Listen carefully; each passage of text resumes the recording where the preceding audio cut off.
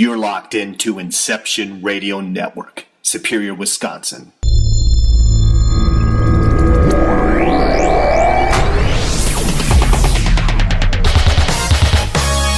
This is TruthFunders Radio on the Inception Radio Network, a weekly audio safari that features the newest in paranormal discoveries while highlighting the latest and not to be missed TruthFunder.com projects. For truth seekers and true believers, this week's TruthFunders starts now. Greetings, bonjour, hola, welcome, and hello. This is the TruthFunders live radio show on the Inception Radio Network. My name is Art Webb, and I'm your host for this weekly look at TruthFunders and everything that is paranormal, metaphysical, universal, and essentially good. It is about the light here. Thank you so much for tuning in to TruthFunders Radio this week. We are live on the air, and as always, I have CEO and founder of TruthFunders.com, Mark Schwartz, on the line with me. Hello, Mark. Hey, Art. How's it going? I liked your intro there. Hello, Art. It was kind of a combination between the Let's Get Ready to Rumble guy and the Seinfeld hello, this talking stomach, if you recall that episode. Or the Mrs. Doubtfire. Hello. They were going to make a sequel to that movie, and then your buddy, he kind of died. That was a sad day, huh? When Robin Williams passed away. He actually lives just down, or he lived down the street. I was going to say, he lives? Where, do you got a graveyard down the street from your place? Yeah. Oh, that's bad, buddy. Yeah, he lived down the street, and when it all happened, I was actually driving by his place. I mean, I wasn't there right when it happened, but when they first announced it, I was literally driving down the street, and you could see the parade of the media just started showing up, and the paparazzi, and that was eventful. That was crazy. There was no one that wasn't affected by the death of Robin Williams. I equate it to almost, not quite, but the death of Michael Jackson certainly hit everyone in about the same way, because he was such a universally loved person. Even though Michael Jackson wasn't so universally loved at the time of his death, right before he died, afterwards, everybody loved him again, because and this is something we can maybe at one point get into in another time, but I do firmly believe that Michael Jackson was the reincarnated soul of Jesus Christ, and I do 100% firmly believe that.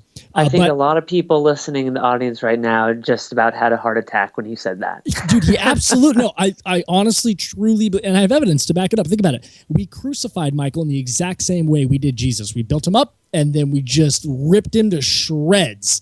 And he was a pure and innocent soul. I don't honestly believe he ever touched any little kid. He was asexual. The guy never showed any sort of sexuality whatsoever. Hold on. Let's stop for just a moment here and get into the show here. 888-919-2355 is the telephone number. 888-919-2355. Mark and I are going to play it a little fast and loose for this episode of TruthFunders. We have no guest today. We are going to talk to you, the listening audience here on Inception Radio Network, and it is our humble request that you participate with us, be it in the chat room, where you can find Mark and I right now, via the telephone or Skype, 888-919-2355, or you can use Twitter, Facebook, any of these things. We're going to loop all sorts of interactive type elements into the show over the next, 90, 80 minutes or so, and we hope that you will participate as we have some interesting things to share with you in the world of paranormal. Absolutely, and I want to say that, it's really important that people call in. We want to hear your voice. We want to hear things that you want to say. So if anything that we talk about tonight just ignites you, good, bad, whatever it might be. Anything tonight or a previous episode as well, be it last week with Laurent or Jesse, anything we've talked about leading up to right now as it is, I think is qualifiable. Yeah, exactly. And we just really appreciate you guys. We appreciate the audience listening in. We believe that internet radio is the future. And it's not just the future, but it's the now. Because people don't listen to terrestrial radio so much anymore.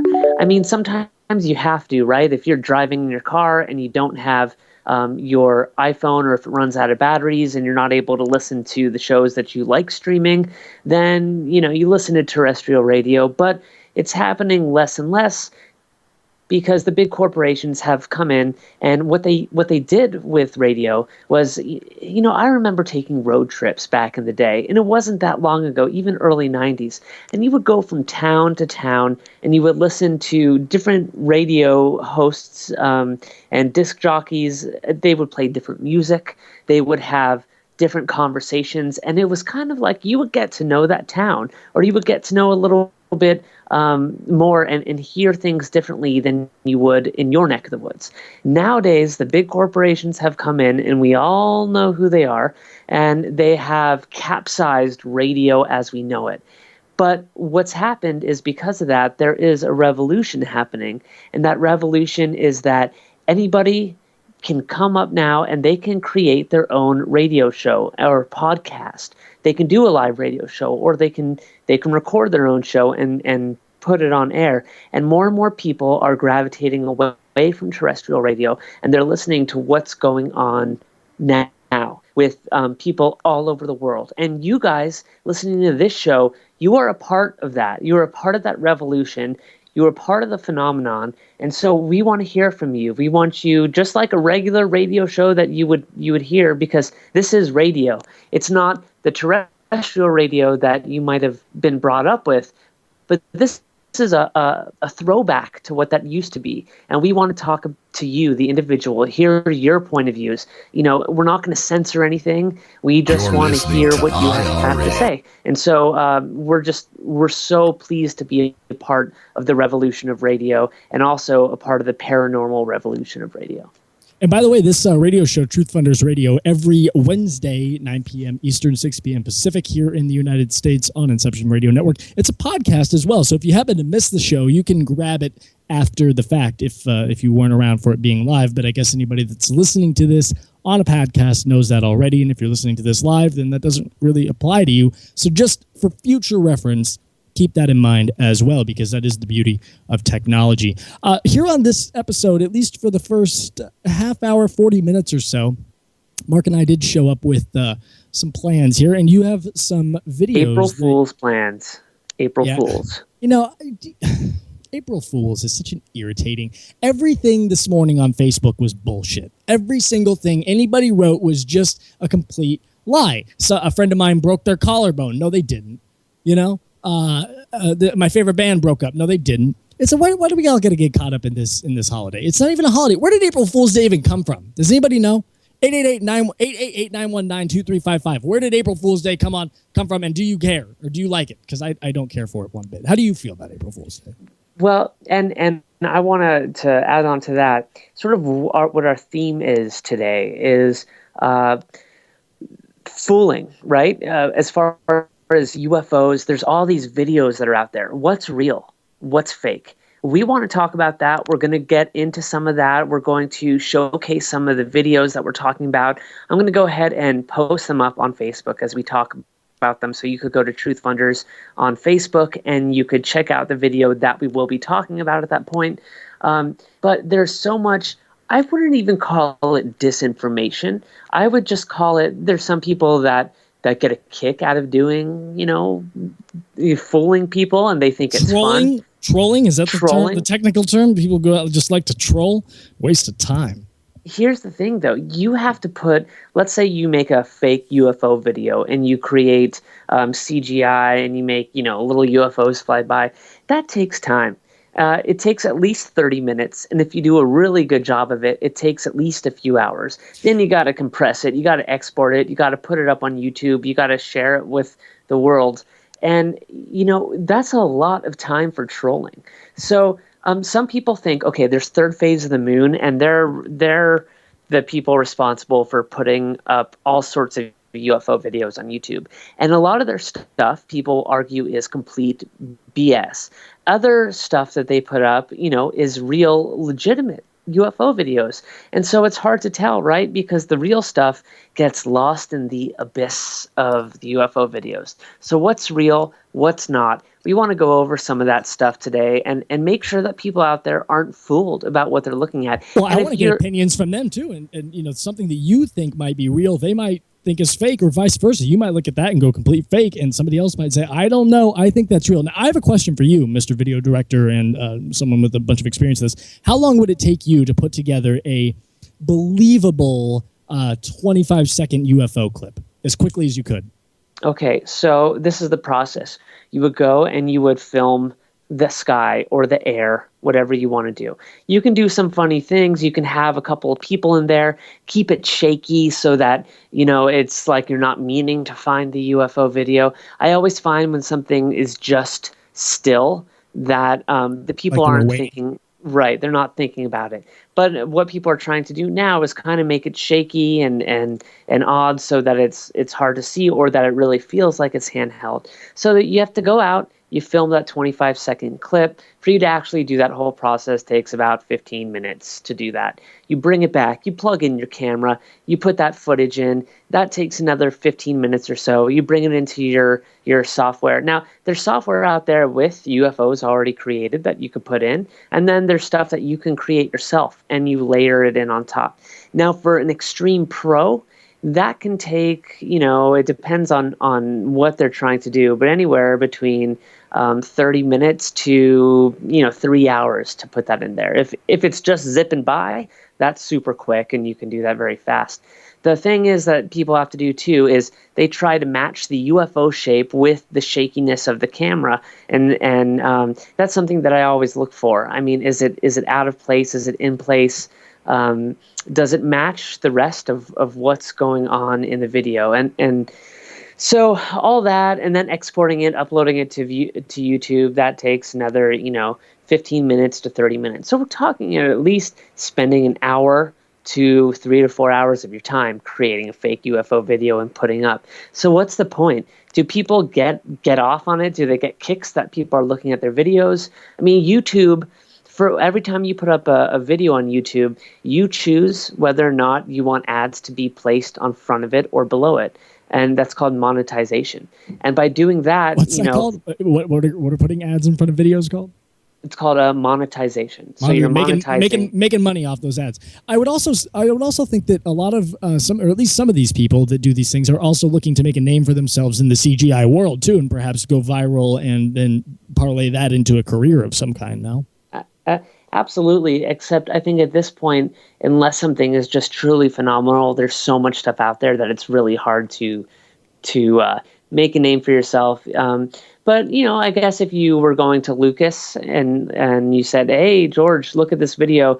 I made this video and people really think it's real and it's gotten, 8 million views. That's something where it could warrant, a potential something to put on your resume. So now while you're getting these videos ready and posting them on the TruthFunders Facebook page, that's at facebook.com/TruthFunders. And one more time, I want to give out the phone number because we are soliciting your phone calls on Skype or telephone or whatever device you want to use. 888-919-2355. Call in. I want to read this quick article about some strange radio bursts from space. This just came out yesterday, and this is hot off the press. Mysterious radio wave flashes from far outside the galaxy are proving tough for astronomers to explain. Is it pulsars, a spy satellite, or could it even possibly be an alien message? Have you heard about this? I have not. All right, so here I'm going to run through this very quickly. Bursts of radio waves flashing across the sky seem to follow a mathematical pattern. If this pattern is real, either some strange celestial physics is going on, or the bursts are artificial, produced by human or maybe perhaps some alien technology. There are telescopes that have been picking up so-called fast radio bursts, or FRBs, since 2001, and they last just a few milliseconds and erupt with about as much energy as the sun releases in a month. So, a lot of energy coming out of it. 10 have been detected so far, most recently in 2014, when the Parkes telescope in New South Wales, Australia, caught a burst in action for the first time. The others were found by sifting through data after the bursts had arrived on Earth. No one knows what causes them, but The brevity of the bursts means that their source has to be small, hundreds of kilometers across at most, so they can't be from ordinary stars. They're tiny little, comparatively little minuscule objects, and they seem to come from far, far, far outside our own galaxy. The weird part is that they all fit a pattern that doesn't match what we know already about cosmic physics. So this very, very possibly could be some kind of sign of contact. And I will throw you this link as well, Mark, if you want to put this up on the Facebook page. Please. And I'll put it in the chat room as well. It sounds very, last night I watched the movie Interstellar. It sounds a little bit like Interstellar in its own right. Man, the end of that movie was so wacky. Like he's in, I mean, I don't, it's been out for long enough. We can spoil it. He's in the book. Like I didn't quite understand the gravitational anomalies and how he was creating the gravity. It kind of lost me towards the end there. I liked it. I liked the way it ended, but I didn't really grasp it. Maybe I need to watch it again. I don't know. Yeah, it's one of those movies you definitely have to watch a few times. And there was a lot of really cool stuff in there. It was kind of an homage to 2001 Space Odyssey, I felt. I really liked when they would cut to just there's a lot of noise happening, and then suddenly they cut to outside the ship, and it's just complete silence and shows the isolation of space. I thought they did that really well. Some of the stuff was just silly and pure Hollywood, but I like the idea of what they were trying to get across. And I agree with you. It was a little over me, like a little over my head by the end of it, but something that I know I should definitely watch again, and I'd like to hear people's opinions on it. Did they feel like it was too Hollywood, or if it really it really touched real science? My father is a geologist. He works for the United States Geological Survey, and he doesn't lie about anything. The stuff that he does is real. I mean, I've grown up with it. He does real science, and I've gone with him to trenches, and I see how they decipher, what the different events over the course of the world. And, from his perspective, he thought it was a little bit out there. But I know many people listening to the show will argue, oh, well, that's a government agency, the USGS, and mainstream science doesn't listen to the paranormal at all. And I do believe that. I think that we need to keep our ears open. And I think that a lot of times science kind of decides to not listen because people have their careers at stake and they don't want to, jeopardize their career. But there's also real science that we can't ignore. There's a sort of a fine balance between the two. And there's also weird science on the Oingo Boingo debut record from the 80s. That was a good album. But before we get into the videos today, because I really, really want to get people's opinions on that, I want to talk about this weekend.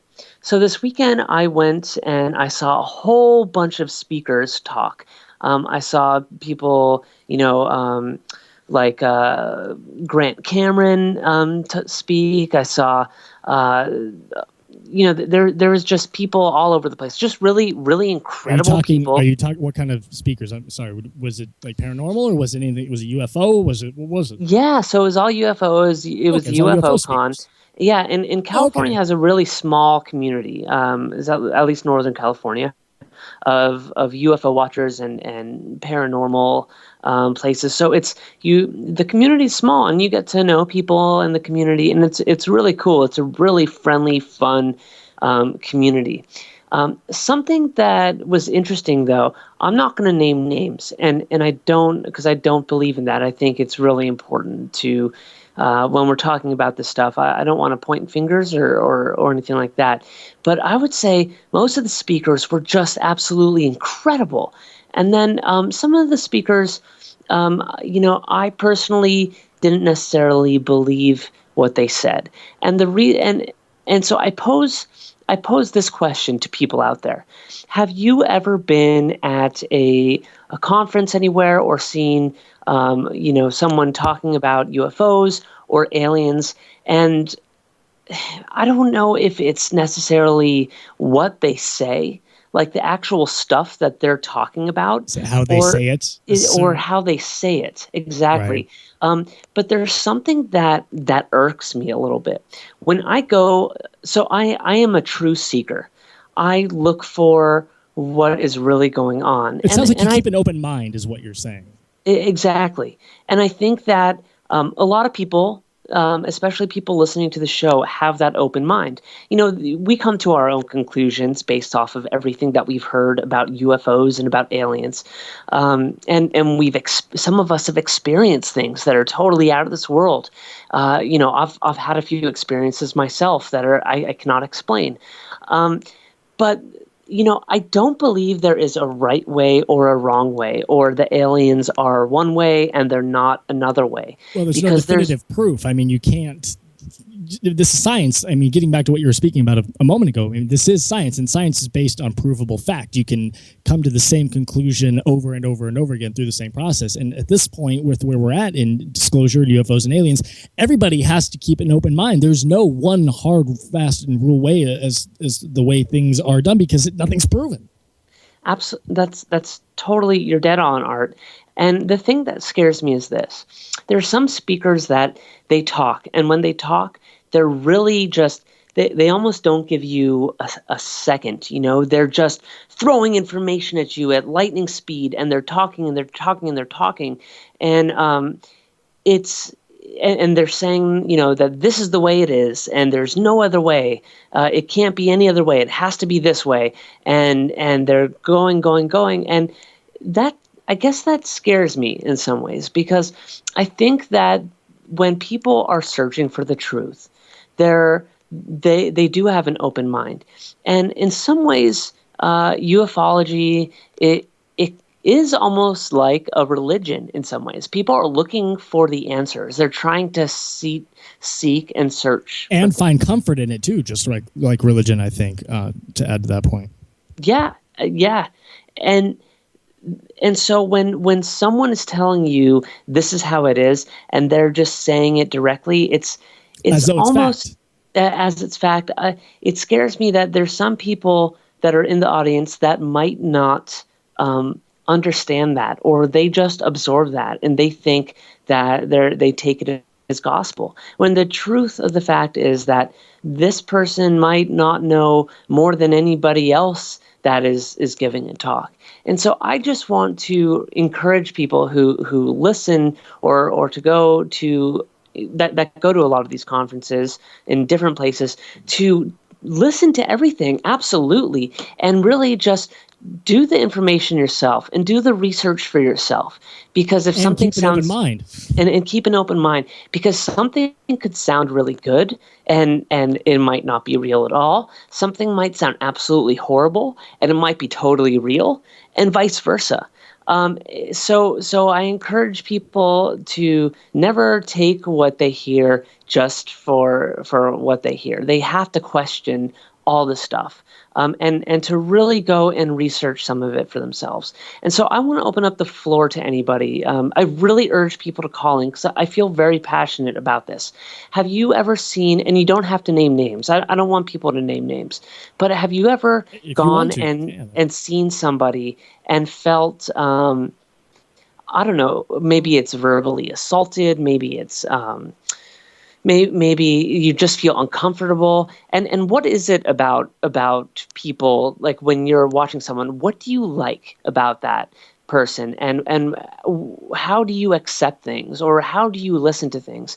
And then also on the other side, what is a turnoff for you? If someone's giving a presentation, what do you hear and it just turns you off and you don't want to hear it? Immediate no. 888-919-2355 is the telephone number to chime in on Mark's topic that he's pitching here. 888-919-2355. We have to take a break in about a minute and a half, but I do want to follow up on your point very quickly and just add that I think what happens, Mark, a lot of the time is people become very passionate about something, and they are feeling enormous amounts of emotion and interest and dedication and infatuation and love for the subject at hand, and they can take the passion and they can twist it and turn it into something that is almost forceful, like you said. It's assaulting. They're shoving it down your throat in such a way that they're not speaking in such a way that it's going to be a dialogue, a conversation, and a back and forth like a volley. It's just going to be, I am so passionate about this, and this is the I get it. I figured it out. This is the way, and there's no other possible. It's a very black and white situation, no gray area, and I think a lot of people can get caught up in that passion, and I think maybe come off the wrong way, an entirely different way than they even intended to originally. I think a lot of these people that do speak like that, or talk about topic matters such as that, they don't intend to come off as forceful. I think they intend to just come off passionately, and then it's just the person that was left there feeling like they were verbally assaulted for the last hour. 888-919-2355 if you want to chime in on that, and we definitely want to hear any stories that you have when it comes to, especially in the paranormal UFO. Maybe you're that person. Maybe you have found yourself in that situation where you are just screaming at somebody about something and not really realizing that you might be coming off a little bit too passionately. We have to take a break. You're listening to TruthFunders Radio here on IRN. Don't forget to check out the videos that Mark is posting on Facebook, facebook.com/TruthFunders. Check out truthfunders.com, and we will be we'll be right back here on IRN. TruthFunders Radio on the Inception Radio Network. Are you a fan of Inception Radio Network? Do you reckon it's the best alternative talk radio station on the planet?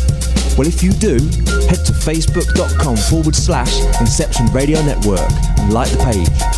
Tell your friends, spread the word, and keep listening to the best. Hello, everyone. Lorian Fenton here, host of the California MUFON radio show, asking if you'd like special access to exclusive and amazing information about UFOs, the paranormal, and all things unexplained. If you're nodding yes, then join IRN's Insider Club. As an Insider Club member, you'll get an all-access pass to premier Inception Radio Network content for only $4.99 a month. This includes live UFO and paranormal conferences, live streaming UFO skywatches, exclusive IRN radio and TV productions, and of course, paying radio with MJ and Ken Storch. So don't wait any longer. Visit InceptionRadioNetwork.com and click on Member Login to join IRN's Insider Club and get your VIP access today. Don't have a computer? Is your internet connection down? Don't worry. Use your trusty cell phone or landline and call into our listen line at 401-283-6700 to listen to the Inception Radio Network 24/7. Again, that call-in number is 401-283-6700. For the Inception Radio Network, I am MJ. Hello, Inception Radio Network listeners. This is Amanda. Remember, you can take your Inception Radio shows on the go. Just download the Inception Radio Network app for your iPhone, iPad, or Android smartphones and access live shows, past shows, guest lineups, and much more. Just visit the iTunes Store or the Google Play Marketplace and download it today for free. You didn't forget what's coming up tonight, did you?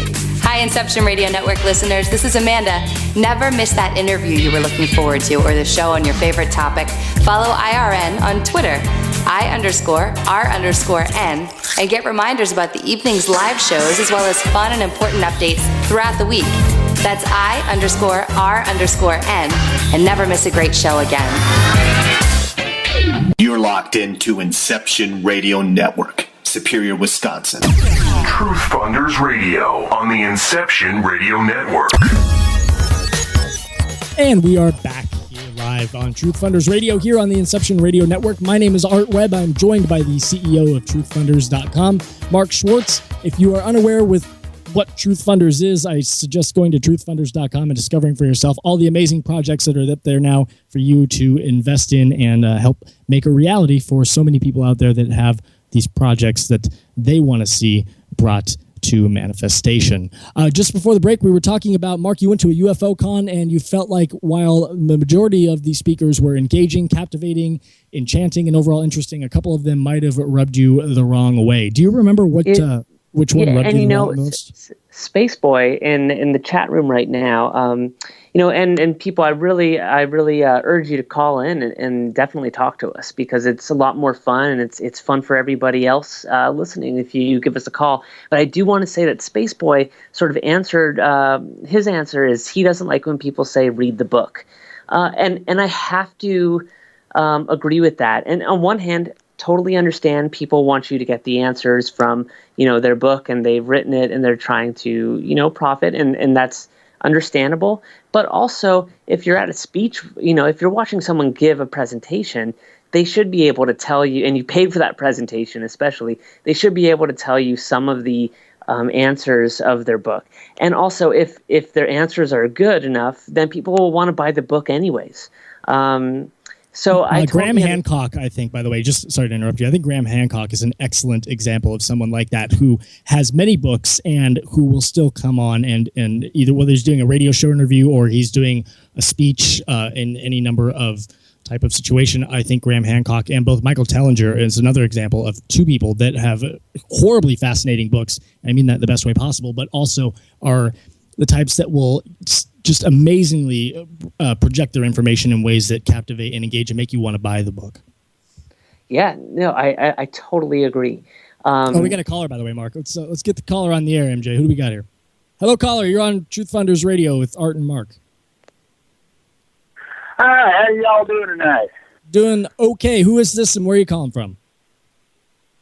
My name's Andrew. I'm calling from Brookings, Oregon. You're calling from Oregon. Hello, Andrew. Thanks for joining us on the program this evening. How's I like what I've been hearing. Great. So yeah, where are you calling in today? Was it specifically about what we were just talking about different people and the way they talk? Well, no, I was calling about previously. You've been talking about a lot of paranormal and science type of stuff, and briefly you hit on the movie Interstellar, and I was just wondering what your favorite types of paranormal or sci-fi movies are. Oh, well, that's a heck of a question. That is an excellent question. Okay, hold on. Well, but it is time travel. I mean, Back to the Future is my favorite movie of all time, just because it's such a perfectly executed film. I mean, Back to the Future, it's time travel, and I think that's paranormal. I mean, that's fallen under the paranormal umbrella before. No, travel. Yeah, I mean, I would love to try and time travel. I would time travel so far into the past or the future. It doesn't matter. I'll go either way. I think Back to the Future is a phenomenal movie. I also really love Top Gun. Is that paranormal? That is not paranormal. Just kidding. I don't know. What about you, Mark? Well, for me, gosh, I love all sorts of stuff. I love Alien Mine. I believe that's it. That's just a fantastic movie. The funny guy, and they had a baby together on that planet. Yeah. It was total. I came across that movie on the Sci-Fi Channel one day, and I had no idea what I was watching, and I was like, "Holy crap!" And I just got sucked into it. What I love about sci-fi is that they take normal things that happen, in the human condition, and they just add this layer of science fiction to it, and so it's like a normal story, and then they take something out of this world and throw that element into it. And by doing that, you really look deep into the heart of the human condition. I love 12 Monkeys, the original movie with Bruce Willis. It's sort of another time travel movie. Yes. I'm a big fan of 2001: Space Odyssey because I was brought up on that. And actually, the original War of the Worlds, the one from the 60s, I was brought up on that too, and that changed sort of my perspective. And one of the things that got me into aliens when I was a kid was War of the Worlds. And they actually made a TV series in the 80s. War of the Worlds, I think it was on KBHK TV 44, which is now the WB. And I don't know if anybody else remembers this War of the Worlds TV series. I have no idea. No, man, it was incredible. They had it for 2 seasons. The first season was great. It picked up right where the 1969 movie left off, but in the 80s. And then and it was an incredible series. And then season 2 came around. They killed off everybody. It was actually, they hired a new director for it. That director was, he made the Friday the 13th series. He had no idea what the original series was about, the first season. And the story I was reading about him is that he actually he didn't watch any of the episodes from the first season, and so he just took it on his own, created the second season, and he killed everybody off. He had new aliens come down. It kind of destroyed the series, and then the series wound up being canceled. I think it was only 2 seasons, but oh man, that brought me back. Thank you for. Let me ask you, both of you guys, because this is, I mean, I think at the time of the show here, probably the single, I mean, I know it's the highest grossing movie of all time, but probably the biggest paranormal alien movie of all time. What are your guys, both you, Andrew and Mark, your opinions on Avatar and the film and the subsequent upcoming sequels? I liked it better when it was called Fern Gully. There we go. Andrew gets it. Thank you, Andrew. I like you, my friend. You said Fern Gully? No problem. I'll be listening a lot more now. It is Fern Gully. It's absolutely Thanks for Fern taking my Gully. call, fellas. Thank you. Hey, thank you, man. Anytime. Thanks. Take care, Andrew. Yeah, anybody else? Anybody, feel free to call in. Our telephone number is 888-919-2355. Look at you throwing out the digits. Good for you. 888-919-2355. It's what I do. It's what you do. I just did it once. You run TruthFunders. I run the radio show. Let's keep our roles straight here. And Sky33, he or she, Sky33, whoever you may be, somewhere out there in the wonderful world, says that they love Invasion of the Body Snatchers. Now, that is a great one. I liked the remake in the 80s, and I don't know if people like the original one versus the 80s remake at all. But that was the 80s remake, Invasion of the Body Snatchers. At the very end, that screaming moment that creeped the heck out of me, and that was actually my my ringtone a couple years ago on my phone. And then they actually made Invasion, which was sort of another remake of that with Nicole Kidman. I don't know if you ever saw that one. They didn't quite come out and say it was Invasion of the Body Snatchers, but it was pretty cool. E.T. to this day still terrifies me. I can't watch it. And I think it's more because it was such a sad movie, and I didn't like when he died when I was a kid, and it made me really, really like sad, and I cried. And I think I'm afraid of the tears more than I am of the actual character. But I cannot watch E.T. to this day. Oh yeah, E.T. was a classic. I love the E.T. ride. Anyways. So, hey, I thank you so much for this little segment. I love movies. I think all of us could talk about sci-fi movies and everything for forever. But I like to get to our remote viewing part of the this is program. A new ongoing thing that we're doing from week to week here on TruthFunders Radio, where Mark is asking you, our TruthFunders Radio audience, to close your eyes and remote view whatever object he might be holding in his hand at this particular moment. What was it last week, Mark? So last week, and you guys, after each show, I take a picture of what it is that I'm holding or that I'm looking at, and I put that picture on Facebook. So after the show today, we're going to take just a couple minutes. I'm going to remote view. You're going to remote view what I'm holding in my hands. And last week, it was a vapor cigarette pen. And the crazy thing is that there was 3 or 4 people out there that said a pen. They felt a pen. And it was close. It was, but the fact that you guys get the shape of it, and you kind of were feeling that, I mean, that's pretty incredible. So I want this to be an ongoing thing. Practice makes perfect, too. And I think you're right. I think if we continue to do this from week to week, we will find that all of us, I mean, not you, because you're the one conducting the survey, or whatever you want to call it, but I think that the general listening audience and myself will start to get better at it, because as you just get into a routine of learning and doing something over and over and over, you will find yourself getting better at it. So I'm excited to see where this goes. All right. So, and I am putting the vibes out there. I'm trying to close my eyes and think about it while we are doing the exercise. Please project the visual image to all of us. So I want everybody, this is an object that I am holding in my hands. And so I am going to take just 10 seconds here. I want people to focus in. I'm holding it with one hand, and that's all I'm going to say. And I'm going to be quiet, and I'm going to stare at it and put it out there. All right, I'm going to close my eyes, and we'll take a few seconds here and try and get the message. Concentrate. Okay. All right. I think we should I'm give. And sending it out. I think anybody that comes up with the correct answer, be it at some point during the show today or over the course of the week leading up to next week's show, I think we should give them some kind of cred or some kind of prize or something. Do we get stickers? We should come up with something to... We do. We have stickers, and we're starting to make Truth Funders t-shirts, and those are going to be available at the end of the month. So if you properly are able to remote view what I was holding, I will go ahead and get your information, and I will send you a free t-shirt.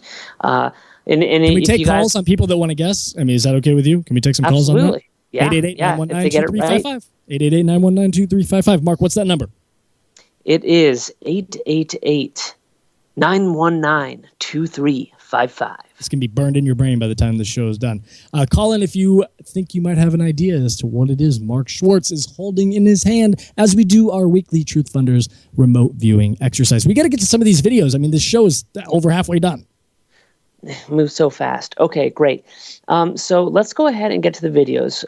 One thing I'm going to tell you about is I think that some of the most incredible stuff and how I search for UFO videos is that I go to Google, I type in UFO, and I do a Google criteria search for the past 24 hours. Generally, a bunch of things come up, but what's really great about that is it goes up before anybody else sees it. I can usually get a hold of it. Sometimes it's stuff with no views at all. Somebody has just put it up. And not only that, sometimes I do in the last hour. And then I scroll to the very end of the pages because at the very bottom of Google, when you do a search, it shows, there's a whole bunch of pages. Usually people just do a normal search and then click on the first couple things that they see. What I do is in the past hour, I go to the very, very end or somewhere in the middle. I don't look at that first page and I find what somebody just posted. And so I'm going to go ahead and I'm going to share this video with you, Art. And I sent you the link. I don't know if you've seen it yet, but it's a UFO caught on tape. This was posted literally 1 hour ago for the first time, and it has 2 views. I think I'm one of the only people that viewed it. So I'm going on to Truth Funders on Facebook. So just go to Facebook and type in Truth Funders. This is I'm calling it video, UFO video number 1. This is the one that just says UFOS by Lucas Neely, yes? Yes, I believe so. So let me see here. Oh, yeah, okay. So this was just posted. Now, I want to know from people if they think this video... Okay, this was put up... Hours and ago. Why just hours ago. And this is why I think it's interesting, is because this guy doesn't have any other UFO sightings that he's had. All he writes is, I saw 5 UFOs in the sky and it was amazing. Please subscribe and like. Now, I will dig a little deeper into his page, but I want people to take a look at that. And what you see, for those who can't get to it now, are 5 UFOs. We're looking at a landscape. I see 6. It's like a golf course almost. There's a bunch of trees, and it's only 9 seconds long. You see these UFOs, and then they go slowly. They're far away. They slowly go down into the trees. There's 6 of them. There's 6 of them? There's 6 of them, and unfortunately, it's only 240p. But yes, I count 1, 2, 3, 4, 5, 6 in a flying V formation. Yeah, and they're in a V formation, and they're going behind a tree. And I think... Art, what do you think looking at this video? Let me ask you this. How often is it that multiple UFOs are caught together in a group like this? I mean, maybe 1 or 2, but I don't think I normally see any more than 2 at a time when it comes to these UFO videos. So this is definitely an anomaly in that there's 6 of them here. To me, it looks like it looks like balloons, honestly. It looks like silver balloons that are falling back to Earth. I don't know if these are UFOs necessarily. I mean, they are UFOs in that they're unidentified flying objects, but I don't see anything super out of the ordinary. It doesn't give me that vibe, Here's the thing. Are we being fooled by this video? So it did post today a couple things as an April Fool's Day, perhaps. Right, it's true. Let's take that into account. So this guy has. I'm taking a look. Lucas Nil. He will ask us to subscribe. So right away there, it's kind of fishy. But then again, I go to his videos, And this is the only video that he has. He has no other videos up. So that's kind of interesting because, if someone saw some UFOs and were just like, holy moly, holy frickin' shite, they would want to put it up right away. The thing about this is that it's only 10 seconds long. I don't know if that's because his phone only let him record 10 seconds of it, but what about the stuff at the end? Because the videos, the UFOs are still there. What about the rest of it that are going on? They do hover. Towards the end of the video, they definitely do hover. What is the standard? This is 240p max. What is the standard like iPhone or Android at this point for video recording? Nailed the standard is 1080. So this is definitely a much lower quality too, for some reason. Right. So maybe it's just a different type of camera. The way that the objects are blurred and the way that the rest of the stuff is blurred, I don't know. He doesn't have a picture of who he is. It seems a little like he's not being transparent enough in what he's putting out there. Right, and also the title is just called UFOs. There's nothing else there. It's not like he said UFOs flying in the sky, which is, if you have a YouTube channel and you're trying to really get this stuff out there and make money off of it, A, you would monetize it. There's no ads before this. B, it just says UFOs. There's no special title or anything to do. He's not trying to get it into a. He's not trying to cut a slice of unique titling out in order to edge his way into a viral campaign here. I do find it suspect that he says, "I saw 5 UFOs in the sky. It was amazing. Please subscribe and like." Yet there are 6 UFOs in the sky, and there's. I don't know about the subscribing. Like, why subscribe to somebody that doesn't have more? I don't know. I'm not convinced. Right. Why subscribe to somebody who doesn't have more stuff? 888-919-2355. Call in with your opinion. So let's see what we got out there. Could they be helicopters? That's what Carol asks. I don't know. It doesn't look like a helicopter to me. And it would be strange that 5 helicopters were all together. And even if 6 helicopters were all together flying in this sort of V formation, I would wonder, that is a little suspect in itself. I like the parachutes suggestion. Whoever said that earlier in the Space Boy. Yeah, that's my boy Space. He said parachutes. And honestly, I think that more than anything, that's what it looks like to me. Yeah, that's so we'll leave that open,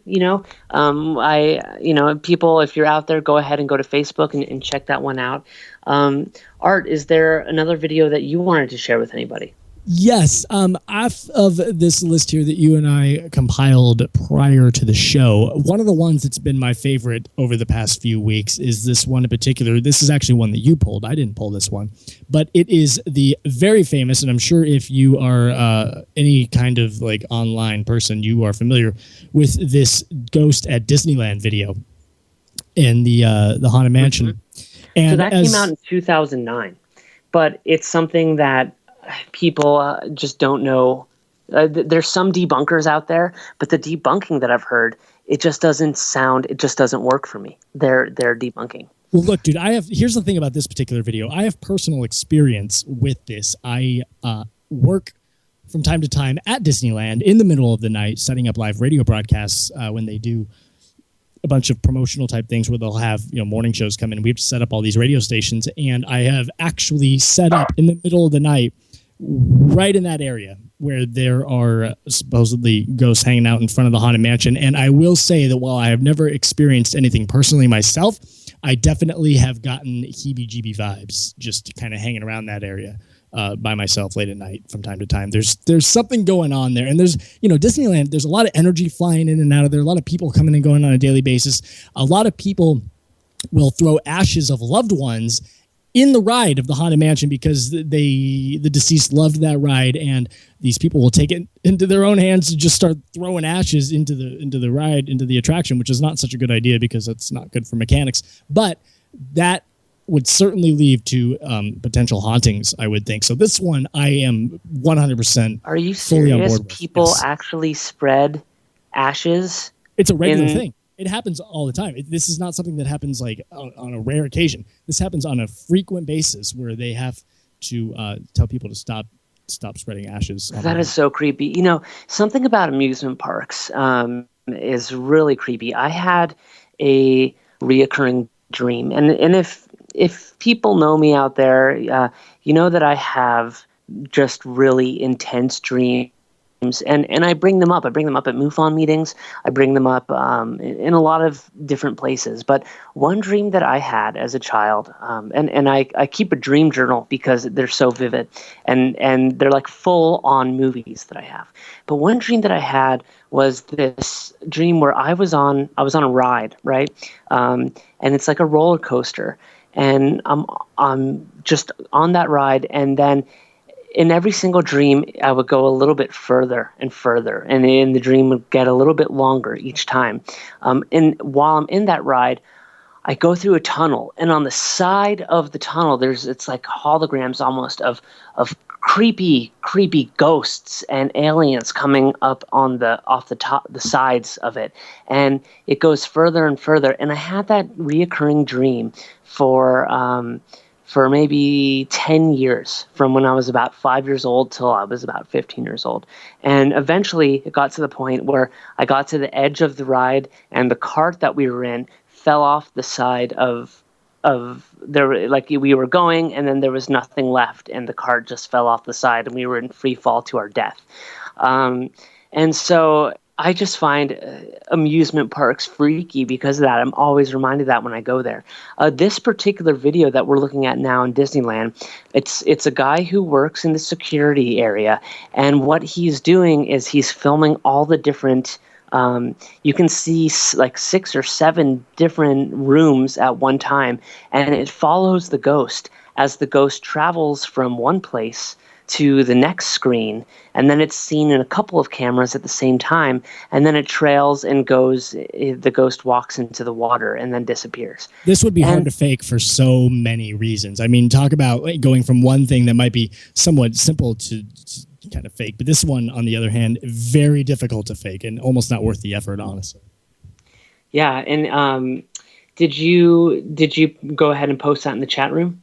I put that in the chat room if you want to put that on the Facebook page. By the way, we have to take another break here in just a couple minutes, but I do want to tease that MJ asked a question just a moment ago, and he would like to know if either you or I had our own experiences, be it UFO or ghosts or Bigfoot. And I think that after the break, we should address at least 1 or 2 personal experiences, because I know you have tons of experiences. I know I have a definite select few that I would love to share on the air, and maybe after the break we can talk about some of our own personal experiences with the paranormal in the past here on TruthFunders Radio. How's that sound to you, Mark? That sounds great. And then I love for callers to call in and tell us their experiences too. Yeah, when we get back from the break, Mark and I will try and we have a tendency to how do you say, blather on and on and on and on and on. We will do our best to abbreviate our stories and get them out as quickly as possible in order to leave enough time for you to call in and share whatever your most, harrowing experiences, be it in the cryptozoology realm or the UFO realm or the ghost realm. I'm gonna share at least one ghost story that, off the top of my head, it still gives me goosebumps to this day when we get back from the break. You're listening to TruthFunders Radio here on the Inception Radio Network. My name is Art Webb. I am here with the founder of TruthFunders.com, Mark Schwartz. TruthFunders on Facebook is facebook.com/TruthFunders. It's on Twitter /TruthFunders, Instagram TruthFunders. And, of course, we would love to have you join us here on the air, 888-919-2355. 888-919-2355. Mark, anything you want to add about this Disneyland video before we jump into the break? Just to go to Facebook and check it out for yourself. And I really want to hear people's UFO stories, people's alien stories, and people's ghost stories when we get back. I'm looking forward to that. So go ahead, call and fill up the lines. Yep. Let's jump into the break so we can get back and get into that. You're listening to TruthFunders Radio on the Inception Radio Network. We'll be this after back. TruthFunders Radio on the Inception Radio Network. You didn't forget what's coming up tonight, did you? Hi, Inception Radio Network listeners. This is Amanda. Never miss that interview you were looking forward to or the show on your favorite topic. Follow IRN on Twitter, I_R_N, and get reminders about the evening's live shows as well as fun and important updates throughout the week. That's I_R_N, and never miss a great show again. Hello, everyone. Lorian Fenton here, host of the California MUFON radio show, asking if you'd like special access to exclusive and amazing information about UFOs, the paranormal, and all things unexplained. If you're nodding yes, then join IRN's Insider Club. As an Insider Club member, you'll get an all-access pass to premier Inception Radio Network content for only $4.99 a month. This includes live UFO and paranormal conferences, live streaming UFO skywatches, exclusive IRN radio and TV productions, and of course, paying radio with MJ and Ken Storch. So don't wait any longer. Visit InceptionRadioNetwork.com and click on Member Login to join IRN's Insider Club and get your VIP access today. Don't have a computer? Is your internet connection down? Don't worry. Use your trusty cell phone or landline and call into our listen line at 401-283-6700 to listen to the Inception Radio Network 24/7. Again, that call-in number is 401-283-6700. For the Inception Radio Network, I am MJ. Hello, Inception Radio Network listeners. This is Amanda. Remember, you can take your Inception Radio shows on the go. Just download the Inception Radio Network app for your iPhone, iPad, or Android smartphones and access live shows, past shows, guest lineups, and much more. Just visit the iTunes Store or the Google Play Marketplace and download it today for free. You didn't forget what's coming up tonight, did you? Hi, Inception Radio Network listeners. This is Amanda. Never miss that interview you were looking forward to or the show on your favorite topic. Follow IRN on Twitter, I_R_N, and get reminders about the evening's live shows as well as fun and important updates throughout the week. That's I_R_N, and never miss a great show again. You're locked into Inception Radio Network, Superior, Wisconsin. TruthFunders Radio on the Inception Radio Network.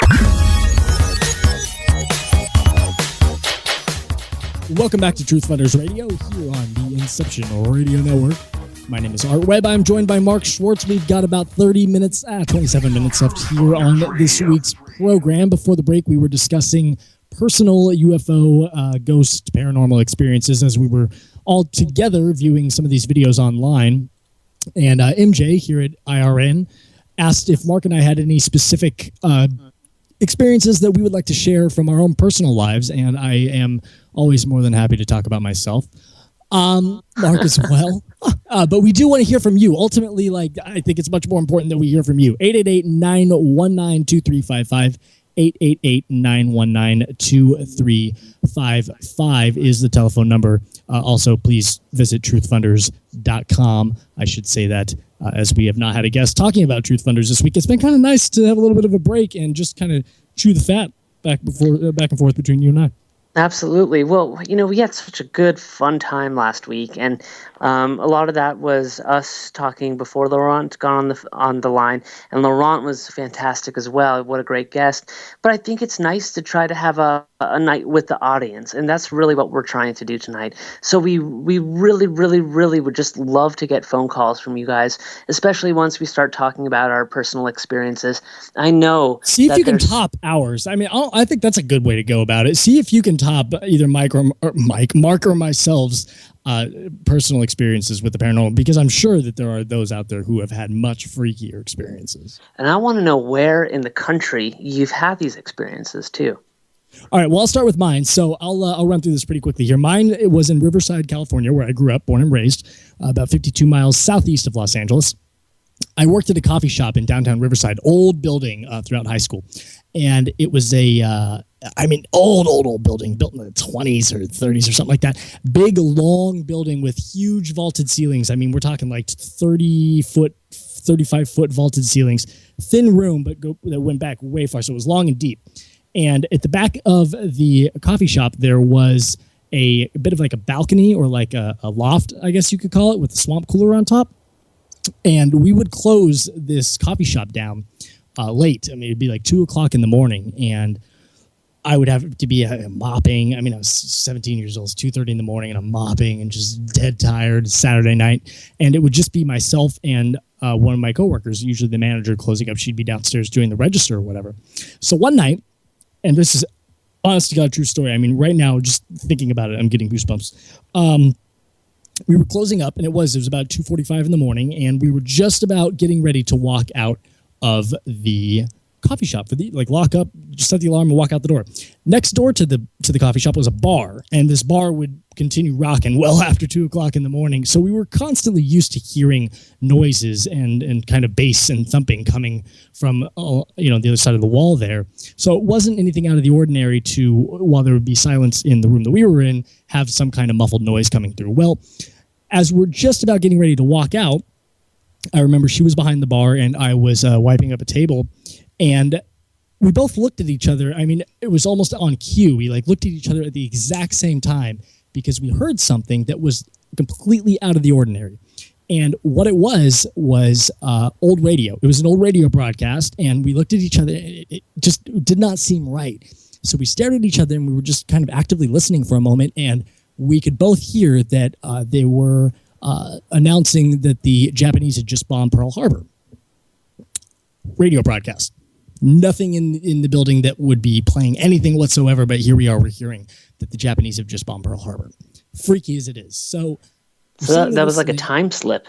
It's time slip. So then we're staring at each other, and at the exact same time, again, almost on cue, we both turn our heads and look up towards the loft, and standing up on that loft, right behind the little balcony bar there, was a man, African-American gentleman, tall African-American gentleman, white dapper suit, white top hat. I mean, he's got the vest, he's got the coat, he's got the pants, he's got a cane, he's leaning on it, and he's just looking at us with a big old smile on his face. And we turned around and we looked at each other again, and we turned back, and he was gone, and we booked it out of there as quickly as we could. So not necessarily the most in-my-face experience, but one that to this day still shakes me because the look in his eye was so mischievous and just almost, I know something you don't, and I'm smart. He had a gold tooth too, I remember, and gold tooth. To this day, her and I, we never ever stayed after. I mean, we from that point forward, we closed that coffee shop down. No more BS, and we got out there as quickly as we could. And there were other things that happened where I would feel, taps on the back of my shoulder if I was down in the office, and the computer would start typing random characters by itself, things like that. But that guy in that suit, dude, that thing was so wild. Blew my mind. So anybody out there, if you've had a ghost experience or an alien experience where someone has talked to you or communicated to you through any sort of electrical device, give us a call at 888-919-2355. Art, that reminds me of a story. So I have had a lot of unexplained things happen to me. When I was in college, I lived in Arizona and at the University of Arizona. And me and my roommates, we rented out a house, and it was built in 1929 for the Tucson Electric Power Company president. Anybody can find this house by looking it up on Google. It's right outside of, literally right across the street from the campus. When I moved in there, I asked the 4 girls that were moving out, why were they moving out? And they said to me, it's haunted. And so, we just kind of laughed it off, whatever. Yeah, right, Haunted. We moved in there, and stuff started happening all of the time. So, like I said, it was built for the Tucson Electric Power Company president. It started with, we would just be in the house, and and suddenly the power would go out. It would go out over the entire house. And in order to turn the power back on, you would have to go outside to the box and actually flip the lever switch, up. So is this like a breaker, or is this like an actual... Yeah, it was like a breaker. So, that happens 6 times. And so we call the landlord of the house and we said, we need an electrician because the power keeps going off in the house. So he calls in an electrician. The electrician tells us that everything's fine. There's no faulty stuff anywhere. So, about a week goes by and then all the power goes off in the house. So this happens again a couple more times and we call a different electrician to come out. He says there's nothing wrong with the electricity. Everything is fine. So stuff started happening in that house, all dealing with electricity.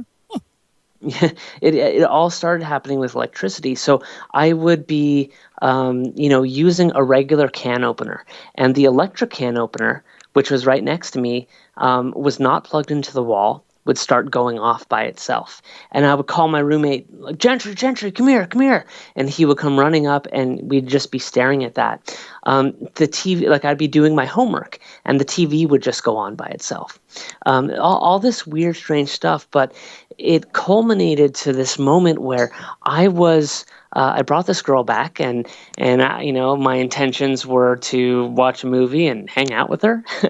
And I told this story actually. I called in when Art Bell was on XM Radio. I called in on his Halloween edition that he does every year, and I told the story. So this girl comes in, Sarah, and we didn't have cable because we were poor, broke college students. What we did have was pure static on the television, and I had I'm dating myself now, but my VCR was hooked up to the TV. We were going to watch the movie Office Space. So she comes over, and we go into my room, and I turn on the TV, and it's that static snow, that just static there. Suddenly, there's this boom and crash coming from the other side of that house.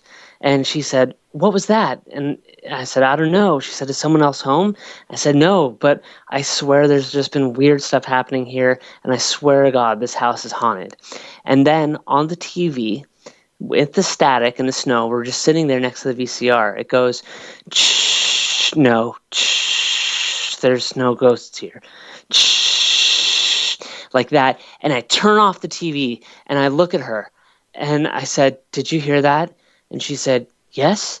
And I said, "What did that say?" And she said, "There's no ghost here." And I got chills right now. We screamed. I screamed like a little girl. I got up running. We booked out of the house, and she would not go back in the house. And I did not want to go back into the house. And I swear there were times when I would drive home and I would be getting home and no one else would be home.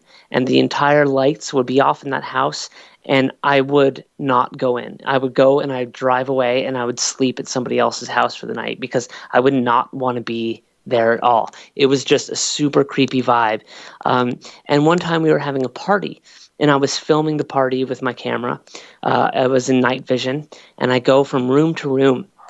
And so I go into this one room and my friend is giving someone a massage.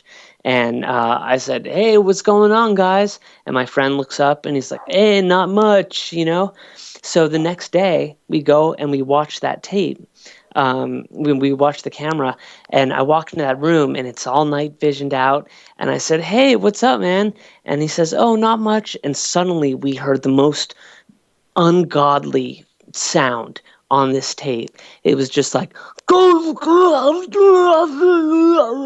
it just sounded like this torture. Wait a minute, hold on. Do that again, please. Please do that again. Was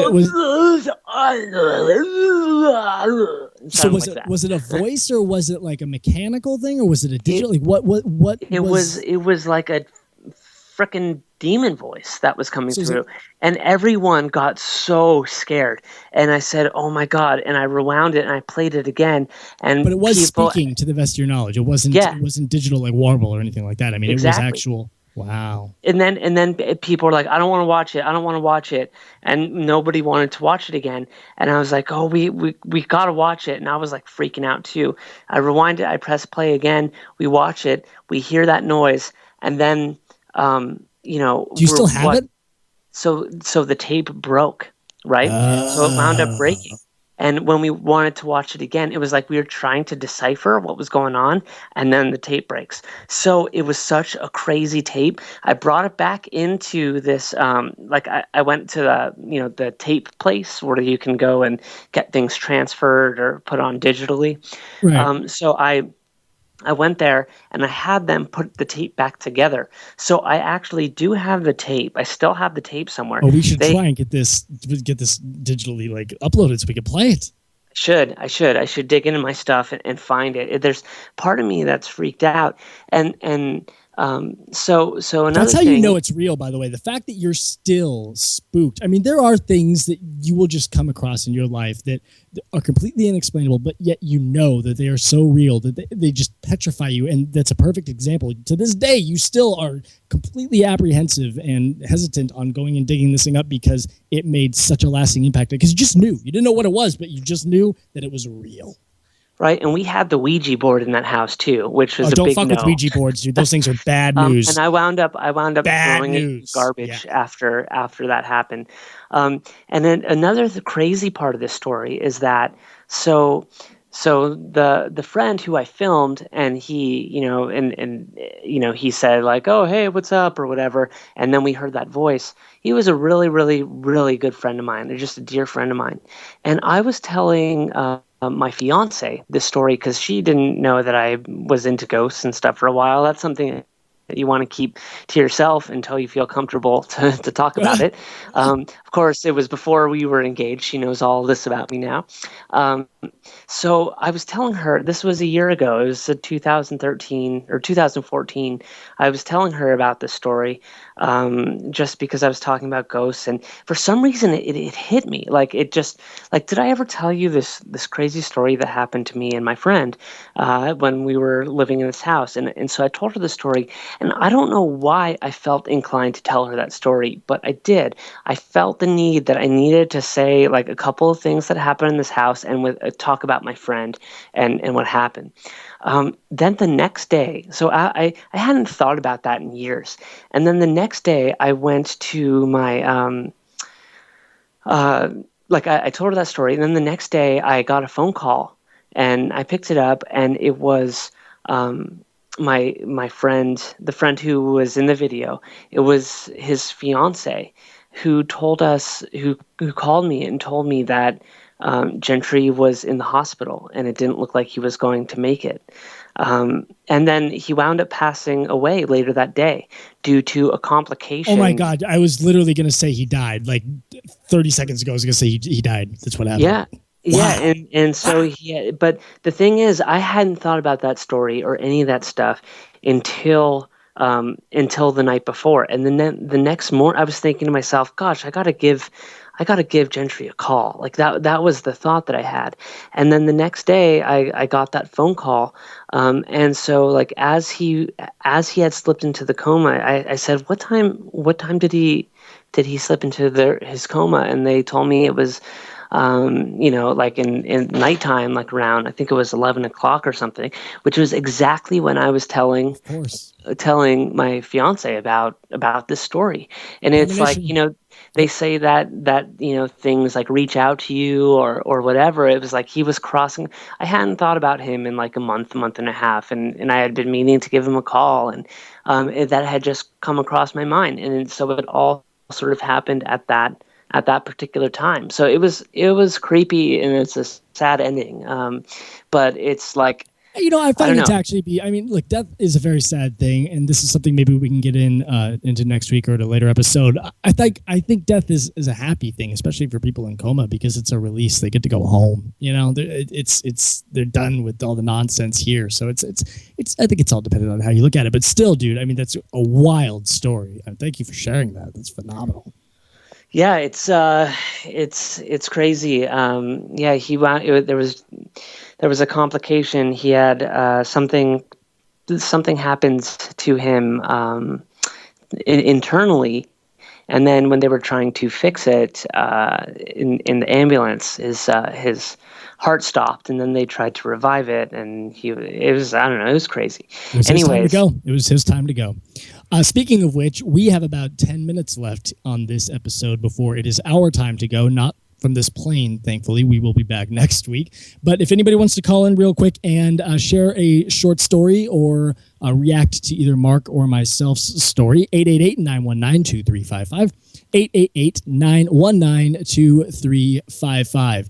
And we do encourage you to call in because we want to hear your voice as much as it is convenient to interact with you on Facebook or in the chat room or something like that. I like personal one-on-one dialogue back and forth. I think that creates a much more entertaining show for at least the rest of the listeners. And this is right. A call-in show. We know that there's thousands of people listening right now because we see the numbers. And so if one of you 1,000 people are thinking, well, maybe I should call in or I don't know, please call in. We would love to talk to you. And we would love to bite you.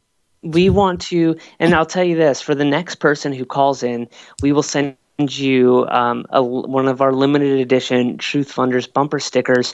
Not many people have these. They just came in. They've been promised to a couple of people. And we will go ahead and we will get that in the mail to you, within the next week, so you can have your very own piece of TruthFunders history. So go ahead and give us a call. The telephone number is 888-919-2355. We'd really love to hear from you. And it can be about anything, too. It could be your story.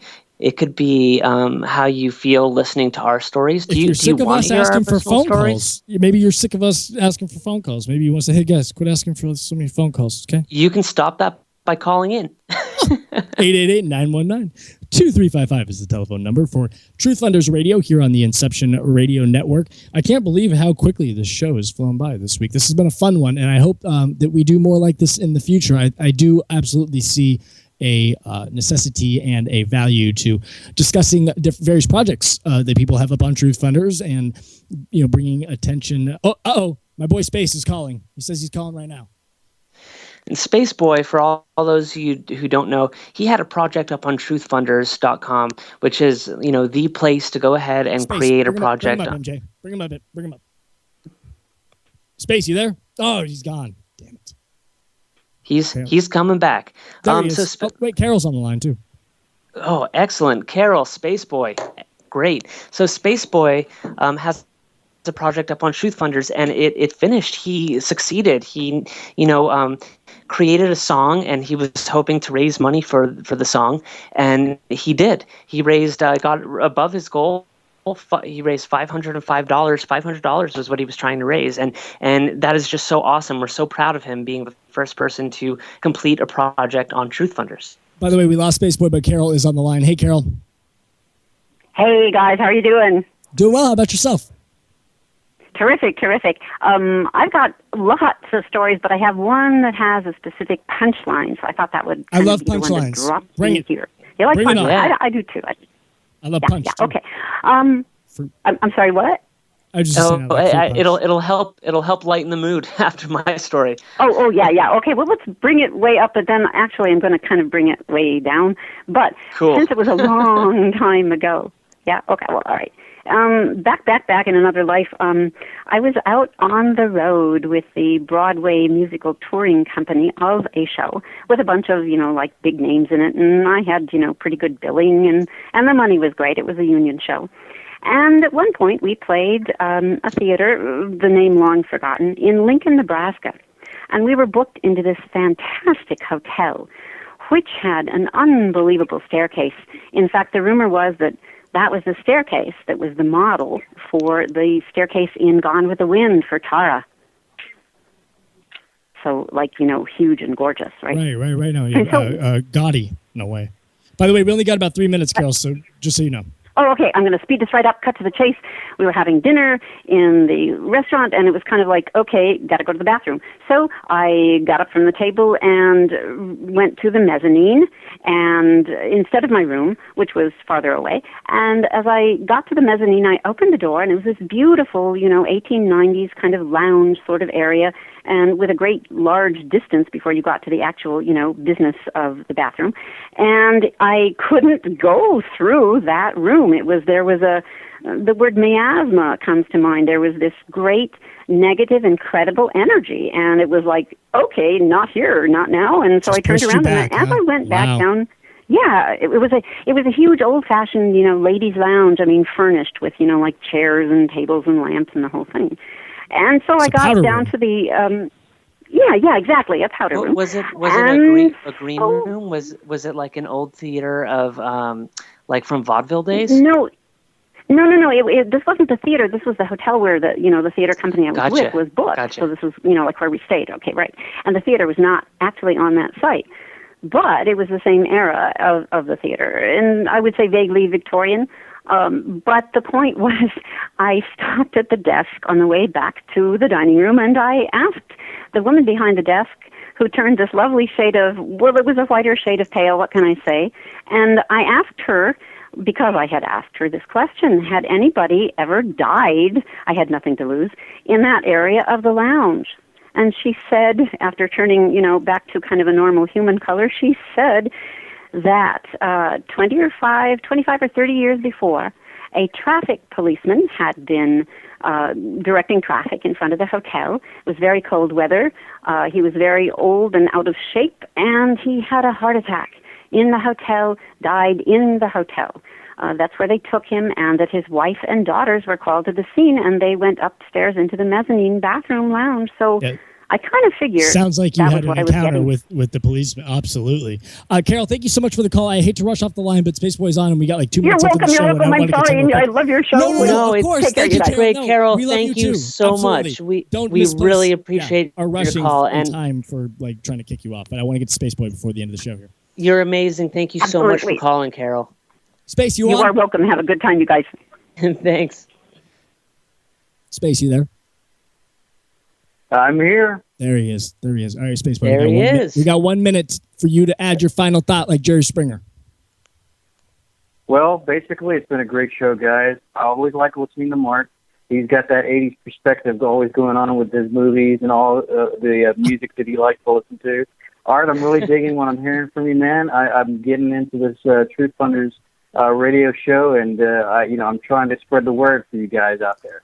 Look at this. We got Space Boy not only doing projects on TruthFunders, but now he's getting out there and spreading the word. This is the type of interaction that we want to see on TruthFunders. Thanks a ton, dude. We really appreciate you interacting from top to bottom. I mean, the cheerleaders, just like that, street team is what we need. And you are setting an example for the rest of the fine people listening to TruthFunders Radio here on the Inception Radio Network. Mark, seriously, we're down to like the last 60 seconds. By the way, thanks a ton for calling in, Space Boy. I want to get you back on next week a little bit more if we could. But Mark, anything you want to add I'll before call you next week. Thanks, dude. Yeah, please. Anything you want to add before we got to run, because MJ cuts us off if we don't shut up. So you got to. Hey, I just want to thank everybody for listening. We want to provide the best show and best experience for you guys. So whatever it is that you like best, let us know. You can just email us at mark@truthfunders.com, and I will definitely be sharing any of the emails that you have with Art. We really just. A radio at truthfunders.com that we both get, because that way I can see them too. We should do that, absolutely. We're working it out slowly but surely. On air. So we really appreciate it. We want to hear your feedback. Do you like listening to us banter? Do you rather, have us have interviews? Do you like both sides? Do you want the personal aspect? As the listener, it's your show, right? It is your show. So we really value, please tell a friend about us. If you can just let people know where to find us, post about us on Facebook, we would really appreciate that. And don't forget to look at our great projects on truthfunders.com. We have a bunch of new projects coming out. Thanks to the shows, a lot of people have been contacting us and creating new projects. MJ, and we will be reaching out to all of you guys. So thank you so much. Art, take it away. We'll talk to you next week. You're listening to TruthFunders Radio on the Inception Radio Network. My name is Art Webb for Mark Schwartz. Until then, we will say au revoir. Micro Machines. TruthFunders Radio on the Inception Radio Network.